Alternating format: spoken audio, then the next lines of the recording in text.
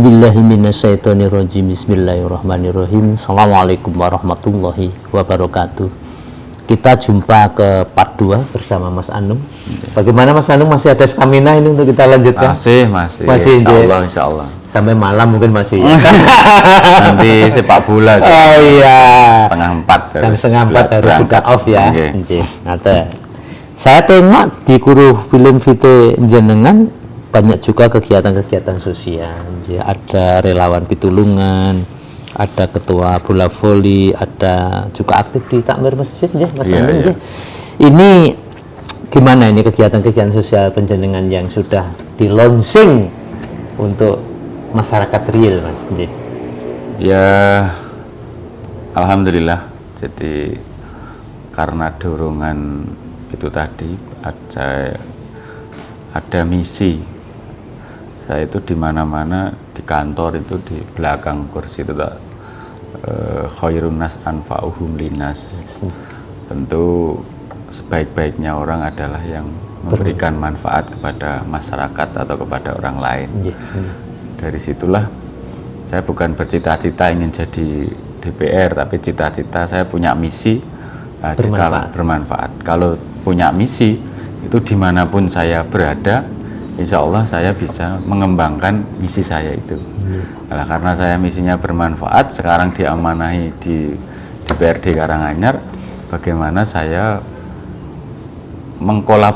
mengkolaborasikan antara tupoksi saya sebagai anggota DPR dan juga dengan misi saya yang ingin bermanfaat kepada masyarakat itu, Pak Tujan. Akhirnya lah muncul di berbagai ide, gagasan, bentuk kerja bareng yang ada di lapangan, di masyarakat tentu. Ada kegiatan-kegiatan sosial itu yang juga bisa diartikan bahwa itu pangejowantahan dari tupoksi saya sebagai anggota DPR. Itu. Kira-kira yang real apa itu, Mas, di relawan pitulungan itu ya? Itu sejarahnya dulu pas Corona, awalnya kita ada masukan dari masyarakat. Dari salah satu peternak ayam tadi di part 1 sudah saya sampaikan. Pada saat itu kan ayam broiler itu kan tidak laku dijual. Karena Corona tidak bisa, restoran tutup, hotel tutup, pasar juga sepi. Padahal beliau itu wayah panen. Akhirnya ngubungi, Pak, bu ini dibeli gini-gini. Akhirnya saya beli, saya masak, saya bungkusi. Dulu kan malam-malam itu kan kampung-kampung dijaga supaya orang luar tidak bisa masuk. Ada penjaga, saya bungkusi dengan kekuatan finansial terbatas. Saya beli, saya hider-hider ya Pak setiap malam. Kadang-kadang semalam 100 bungkus, 150, 200 bungkus. Sambutannya bagus juga kan? Bagus juga. Artinya saya bisa mengenteng-entengi peternak ayam raketang berapa. Saya beli. Juga ada beras di rumah, kita masak, kita bungkusi, kita kelilingkan ke pos-pos di kampung-kampung di wilayah terdekat kami. Itu awalnya itu pergerakan. Terus yang kedua, sejak 2015 jelas kita punya armada ambulan gratis. Salah satu 2015 kita, karena itu termasuk misi saya tadi. Nah, kita jadi DPR bisa dapat rezeki, kita beli armada ambulan. Disitulah pada saat Corona akhirnya banyak warga masyarakat yang pada saat itu membutuhkan pertolongan. Dulu sebelum ada Corona, nyon sewu mau ke rumah sakit minta tolong saudara tetangga, insya Allah mau. Tapi kemarin kan pada takut. Pada takut mau nganter. Akhirnya kita lah pada saat itu terbentuklah relawan pitulungan itu. Pitu artinya 7, pitulungan adalah memberikan pertolongan kepada orang lain. Bukan kok terdiri dari 7 orang, boten. Itu artinya pitulungan lah, banyak menyebut pitu lah. Kebetulan saya diamanahi dari partai itu untuk jadi wakil ketua di DPR, ya kebetulan dapat mobil AD7 itu. Dikait-kaitkan, oh ini enggak AD7, padahal enggak. Itu terbentuknya adalah pada saat itu sejarahnya masyarakat membutuhkan, akhirnya kita membentuk relawan pitulungan untuk pemusalaran jenazah maupun mengantar ke rumah sakit. Kemarin kan pemusalaran juga membutuhkan armada-armada tidak tidak sembarangan armada kan, harus khusus. Lah itulah teman-teman. Termasuk hitanan massal itu? Ya ceritanya terus itu setelah itu Pak ada cerita lagi yang sangat mungkin membuat saya ini semangat. Kan pada saat itu bulan Agustus mertua kula kan kena COVID, dirawat di RSUD 4 hari di rumah, 5 hari tidak ada, justru tidak saturasinya turun terus. Saya cari oksigen dulu, kemana-mana nggak ketemu, dapat tabung itu harganya 3,5 juta atau 4 yang juta, besar itu, yang besar. Sedengan ya, nggak besar. Ngisinya sulit juga, sekali ngisi 300.000.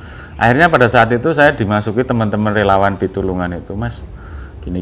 Akhirnya dapat, terus saya bawa pulang. Besoknya saya dapat oksigen, besoknya saturasi ibu saya semakin turun. Akhirnya tak paksa karena dibawa ke rumah sakit kan takut. Takutnya di rumah sakit tidak ada yang nunggu karena tidak boleh secara SOP.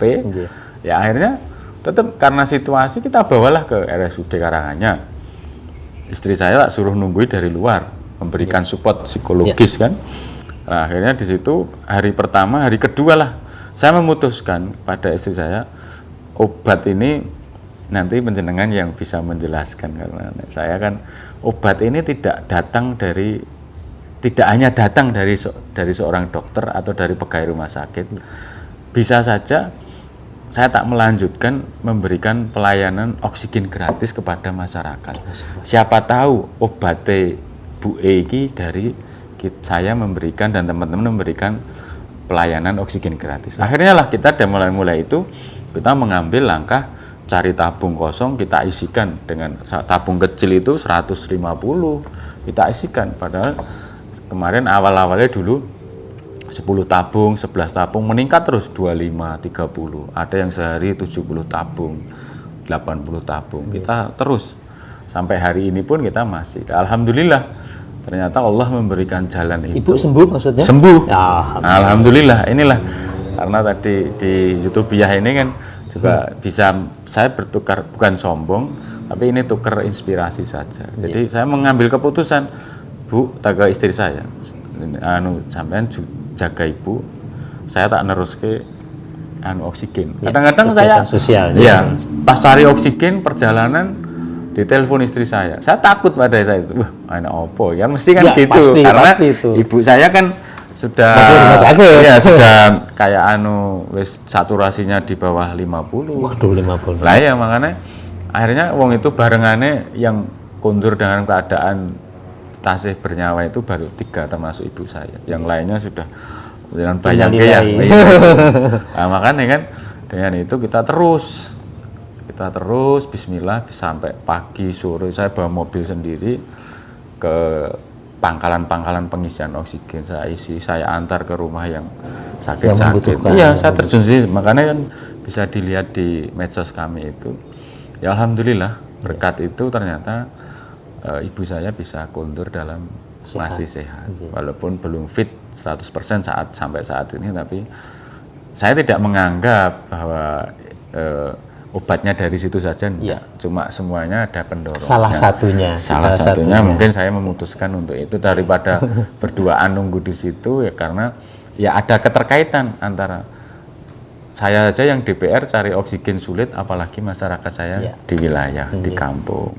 Terus penjenengan pertanyaan terkait dengan hitan. Itu awalnya, dulu saya setahun sekali Pak. Nah tapi kemarin pas corona bulan 9, bulan 10, tepatnya bulan Asyura kemarin, ada warga masyarakat, Pak, saya ini dampak corona seperti ini, di PHK, jualan tidak bisa jalan, gini-gini, saya mau hitankan anak, tapi belum kesampaian. Akhirnya lah, disitulah kita memutuskan, ada 1 orang kita bawa, ada lagi yang dengar, itu disunat ke Pak Anung, akhirnya ngubungi lagi. Saya bawa 2 orang, 3 orang, ada yang 4 orang, 5 orang, meningkat. Akhirnya kita ketemulah dengan orang-orang baik. Nah, orang-orang baik, termasuk oksigen Pak. Saya, Pak, oksigen itu ngalami sampai rekening saya itu 0, tapi tiba-tiba tidak ada yang kenal, saya tidak kenal, ada dari Ngundang Rejo, ada dari orang baik dari Jaten. Telepon, tiba-tiba telepon, saya nggak tahu dapat nomor telepon dari siapa. Ya. Pak, saya mau titip oksigen pripun maksudnya? Titip dana untuk dibelikan oksigen. Ya Allah, luar biasa. Saya sampai sama istri saya pas di rumah sakit sore-sore itu bingung. Ini nanti uangnya dari mana, gini-gini. Nah, kan satu tabung 150 Pak dulu. Ya. Tabung kecil saat gini itu. Lah kalau kali 10 kali 20 meningkat terus, kadang-kadang sampai 60, 50. Kita harus lari ke Solo ke pabrik. Itulah saya begitu kehabisan, alhamdulillah. Rekening nol tadi Pak ya? Iya, betul Pak. Saya sampai saat ini masih ngiling-ngiling terus. Ya Allah, Allah ini maha besar. Akhirnya dikirimkanlah orang baik ngubungi, Pak ini saya ada ini titip. Saya itu DPR, mosok nanti titipin enggak apa-apa, saya percaya. Loh ini tak nggih politik loh, tak nggih kampanye, enggak apa-apa, yang penting saya wis pasrah jenengan mau diopo. Tak tanya lah. Nah, seperti itulah. Terus Kitan ini saya lanjutkan Kitan. Terus akhirnya setelah 1 orang 2 orang saya berjalan 5 kali, datanglah orang baik ke saya menawarkan. Dulu saya bayar Pak, 1 orang 2 orang. Terus akhirnya Pak, ayo kolaborasi. Saya tenaga nih, itu kan teman-teman medis. Ada yang kerja di rumah sakit ini, rumah sakit ini, rumah sakit ini dengan pengalamannya yang sering menghitan. Akhirnya ketemu WA-an, ketemu di salah satu mie godok itu. Terus akhirnya menawarkan, saya tak yang tenaga nih, jenengan yang obate dan tempat dan sebagainya. Itu luar biasa. Sekarang berjalan sudah dapat 459 anak, 17 gratis semua. Memang action begitu, insya Allah begitu kita mulai, nanti kan pasti ada pertolongan dari tangan-tangan Allah lah kira-kira. Saya ngalami betul Pak. Sampai rekening nol pun kan dijoki ya Mas. Luar biasa. Saya sampai nangis itu, bukannya nangis gimana-gimana, tapi ya Allah. Terharu luar biasa. Ada orang pitados dan dumateng kula. Padahal kan saya harus ngambil tabung sekian banyak sore itu. Lagi ndak ada, tiba-tiba ada yang hubungi kirim 5 juta. Nah, terus kemarin pas Kitan itu istri saya tanya, Kingko nek semakin berkembang sing gue bayar apa? Nah, saya bukan sok gam, nek aset memang ada, tapi nek uang tunai kan ndak ada. Akhirnya datanglah ada 5, 6, sekarang 7 tim medis yang menawarkan gratis semua. Saya beli obatnya sekarang justru yang memberi mana orang lain juga. Orang lain juga ya Allah. Terus saya hanya paling konsumsi dan cari anak-anaknya yang saya hanya lewat medsos menanya. Di sini saya sampaikan juga, mudah kalau bapak-bapak dimanapun berada, sampaikan kepada masyarakat kalau ada yang membutuhkan oksigen gratis, Kitan. Nanti saya tanggal 27 juga mengadakan, tanggal 12 Maret juga mengadakan. Makanya saya sampaikan kepada masyarakat, berikan informasi kalau ada yang membutuhkan. Insya Allah. Kebaikan kan harus disupport ya Mas ya. Amin. Jadi para YouTuber semuanya yang sangat saya hormati, para YouTuber yang sangat saya hormati, Anten Mas Anung, tadi tentang masalah UKM ini sosial ya. Untuk pemberdayaan UMKM katanya juga penjenengan terlibat ini. Di biarpun jangan anggota dewan ini. Kan juga boleh Pak keterlibatan begitu. Justru tadi saya sudah singgung sedikit, UMKM ini sebenarnya pelaku usaha ini usaha kecil ini tidak butuh disupport modal. Tapi disupport pemasaran. Betul. Nah, artinya kalau semuanya termasuk saya DPR ini, saya tidak gengsi pakai plat merah, pakai baju ini, berhenti di pinggir jalan, di jalan. Saya di depan SMP 2 beli cilok. Itu ya memang kita video, bukan sebagai objek pencitraan sebenarnya. Mungkin sebagian masyarakat menyangka, wah ini objek pencitraan. Kalau satu tempat saya objek pencitraan tidak masalah dikatakan, tapi kan saya konsisten. Inilah konsistensi saya ini yang perlu. di berbagai tempat saya datang, oh ada cilok kita beli. Saya jagong dengan badian dengan istri saya lapar beli cilok biasa. Ya. Artinya apa? Saya pengen ikut memasarkan. Ya. Oh DPR saja yang dianggap pejabat negara katanya, pejabat daerah. AD7F ya. Nah, iya. Tapi tidak gengsi untuk membeli produk-produk usaha kecil. Ya. Nah inilah spot pemasaran, dan tentu sekarang digitalisasi luar biasa. Saya berharap terjun saya ya baru membantu pemasaran, Pak. Kalau membantu pendanaan saya belum dan memberikan sedikit tentang packaging. Oh caranya seperti ini.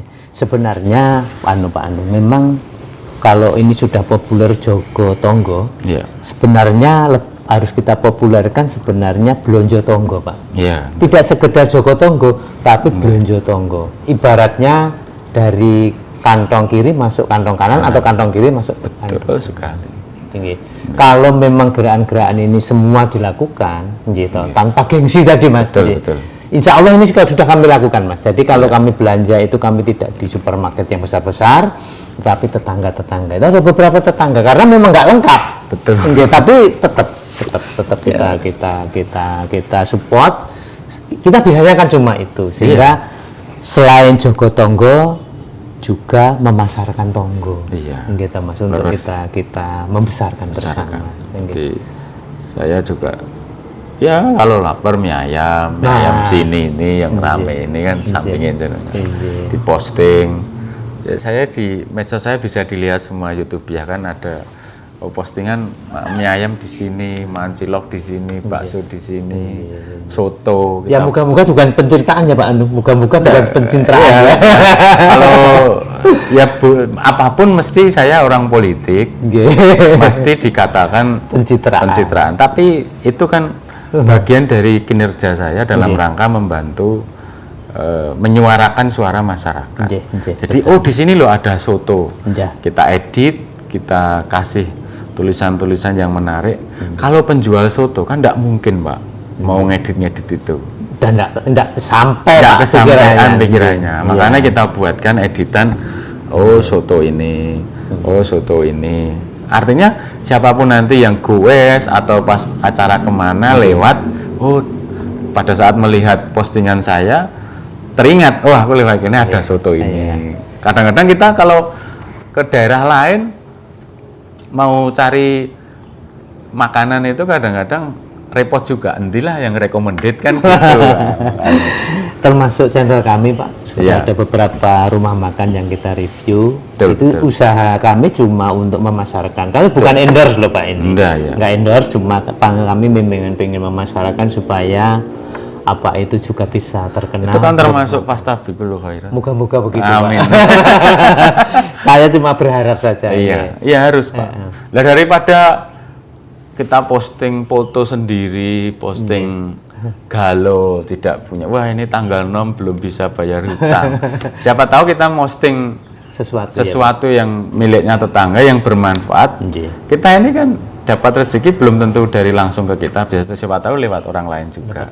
Kita mempermudah urusan orang, insya Allah urusan kita akan dipermudah. Nah, penjenengan itu. Saya kan mau melu-melu jenengan. Sebenarnya kalau kita menolong orang kan sebenarnya menolong diri kita, Pak. Esensinya kan itu. Saya dulu memang berprinsip, daripada postingan yang tidak, ya semuanya bermanfaat. Cuma kan lebih lagi. Saya kemanapun saya jajan mesti saya posting. Kebetulan kita jajannya banyak di pedagang usaha kecil. Ya harus posting. Di sini ada bakmi godok ini, di sini ada soto ini kan. Seperti itu. Suatu saat Pak Anung, ini insya Allah nanti ada namanya Rumah Menjura, itu wedangan Pak Anung. Monggo nanti untuk diposting. Ini kolaborasi juga. Betul. Antara pelaku. Punya jenengan berarti? Sebenarnya bukan punya saya, cuma beberapa kolaborasi. Kita kumpulkan potensi, nanti kita launching. Monggo nanti juga salah satu di Karanganyar. Komplek kandang kebo nanti Mas.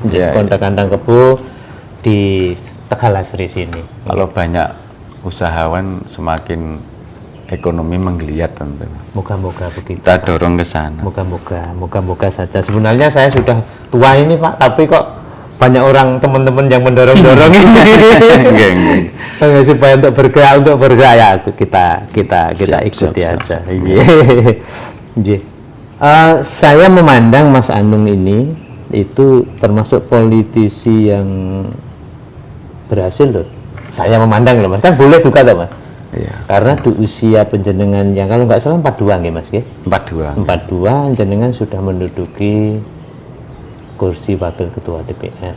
Biarpun saya tahu itu bukan tujuan penjenengan. Iya. Ya. Cuman begini Mas, sebagai seorang politisi, ada cita-cita nggak jadi seorang presiden Mas? Ya, tadi sudah tak sampaikan Pak, saya itu tidak punya cita-cita itu. Kalau misi saya yaitu supaya bermanfaat bagi masyarakat lain. Artinya dimanapun saya, entah nanti DPR, entah nanti presiden, entah gubernur, bupati, dimanapun saya bisa mengembangkan visi saya ini. Entah nanti, dulu saya di Karang Taruna juga seperti itu. Bisa mengembangkan, mengadakan pengajian akbar. Dulu belum kenal dunia politik Pak. Jadi sebelum kenal panjenengan dulu, saya pas kenal panjenengan kan sudah ketua Karang Taruna Desa. Ya pas ngurus di sales dulu itu. Artinya walaupun saya dengan keterbatasan fasilitas, tapi ternyata juga bisa misi itu sudah tak rencana dari dulu. Lewat Karang Taruna saya bisa mengadakan kegiatan olahraga, kegiatan keagamaan, dan kegiatan sosial yang lain dengan cara menggali dana yang artinya saat ini saya diberikan amanah oleh masyarakat dan saya di sini bisa mengembangkan misi saya itu lebih berkembang lagi seharusnya. Nah, kalau cita-cita ya tetap pengen bermanfaat itu. Entah dimanapun Gusti Allah nanti maringi ya kita tetap memegang itu. Kalau nanti cita-cita tidak kesampaian terus nanti misinya berhenti. Nah. Termasuk tidak ada cita-cita jadi gubernur ngaten Mas? Saya belum kepikiran. Belum kepikiran. Kepikiran saya yang penting bermanfaat dulu. Bermanfaat. Mudah-mudahan nanti siapa tahu, akhirnya mengalirnya sampai ke gubernur, sampai ke apa kan itu. Presiden barangkali. Semoga saja kan. Amin. Boleh juga toh. Boleh juga. Amin. Sebagai seorang politisi biasanya kan ya begitu itu nggih Pak. Makanya kan dimanapun insya Allah enjoy kan. Gitu. Mas Anung menikah, saya pengen kesan penjenengan. Saya yakin penjenengan sering untuk talk show ataupun seminar ataupun wawancara itu mesti di tempat-tempat yang sangat bagus, di hotel atau di kantor barangkali. Ini penjenengan saya bawa ke rumah antik yang mungkin berbeda dengan nuansa yang lain. Nah, kesan penjenengan terus pundi Mas? Termasuk ini tempat buah yang dari kayu. Termasuk lingkungan ini semuanya insya Allah juga barang-barang jadul, barang-barang bekas. Terus pundi kesan penjenengan Mas? Ya kesan saya begitu masuk ke sini saya mengapresiasi, artinya penjenengan masih nguri-uri kabudayan Jawi. Tersanjung Mas saya Mas. Kedua yang sangat berkesannya tentu di berbagai tempat itu mempunyai kesan tersendiri. Cuma kalau di sini saya lebih mengingat kepada para leluhur. Walaupun bagaimana kan kita ini dilahirkan dari leluhur masing-masing. Artinya dengan konteks bangunan yang penjenengan rancang ini menggambarkan lah bahwa penjenengan sangat mencintai leluhur sama dengan saya. Artinya kesan saya ya terus teringat akan leluhur, apa yang menjadi prestasi para leluhur. Karena apapun kita kan lahir di dunia ini karena para pendahulu-pendahulu dan tidak boleh menyalahkan dengan, artinya saya pun tidak boleh menyalahkan, wah ini tempatnya kok seperti ini. Biasanya kan kalau diundang acara podcast seperti ini kan tempatnya ber-AC, duduk enak. Nah ini kan di masing-masing skema, masing-masing skenario kan beda-beda. Ya alhamdulillah Pelecehan juga. Ya, kesannya nyantai. Nggih. Terus masih mengingat-ingat para leluhur, tentunya mencintai itu. Sebenarnya idenya saya tidak tinggi-tinggi begitu, ini kan terlalu tinggi Mas. Idenya itu cuma begini dulu, ini ada barang bekas kita tempel-tempel gitu loh. Sehingga berwujudlah rumah ini, malah sekarang alhamdulillah ya, bisa jadi bermanfaat untuk podcast, untuk apa saja. Yang terang kami memberanikan diri, biarpun saya bukan politisi Mas J, memberanikan diri bahwa rumah saya itu juga rumah publik. Iya, tidak harus jadi politisi. Oh, enggak. Lebih enak kita mempunyai misi dimanapun, entah di politisi, entah tidak, entah di pertanian, entah di apa, di Karang Taruna. Kalau misi kita apa, yaitu tentu bisa mengembangkan. Tapi kalau cita-cita, kadang-kadang cita-cita itu kan ada gagalnya. Ada. Nah, kalau gagal otomatis dia misinya akan berhenti. Nah, tapi kalau misi yang didahulukan, dimanapun tempatnya pasti bisa mengembangkan. Nah, beda. Kalau saya, jadi jenengan misinya mungkin kesannya sangat berkesan kalau sini. Kalau pesannya ya tetap berimprovisasi terus, walaupun suasananya rumah antik, tapi kan kreatifnya harus milenial kan. Moga-moga begitu Pak. Amin. Moga-moga ya, bareng-bareng.